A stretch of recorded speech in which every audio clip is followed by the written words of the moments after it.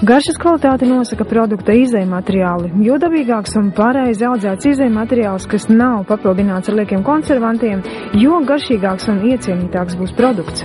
Ko es varētu komentēt, teiksim, attiecībā uz to, kā Latvijā, vai Latvijā vispār ir kāds kvalitātes laboratorija, kas nosaka, teiksim, produktiem, vai vispār ir klāt kaut kādas pievienotas kaut kādas svešas vērtības, jā, konservanti vai kaut kādas stabilizatori.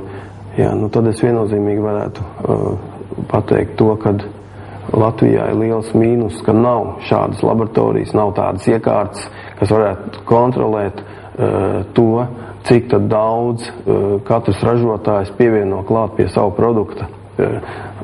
Atļauts, teiksim, pievienotās vērtības. Jā, tāpēc es domāju, kad ir daudzi ražotāji, kas neievēro šīs normas, jo izstrādājot normas, kas ir jāpievieno klāt pie produkta, lai produkts saglabātu savu vērtību, bet neietekmē cilvēku veselību, ja, mēs nevaram šeit pārbaudīt to. Ja, un tas ir lielākais mīnus, kāds varētu būt, jo valstī tomēr ir jārūpējās par savu patērētāju, ja, un ir jāpārbauda. Ne tikai jābrauc uz uzņēmumu, jāpārbauda kāda uzņēmumā ir kārtība, tīrība, ja, kāda cilvēka vai nagas nogriezuši vai mati ir paslēpti zem cepurītēm, bet galvenokārt ir jāpārbauda tas, kas ir veikala plauktā, ko tur pārdod, ko pircējs pērk. Tas ir numur 1.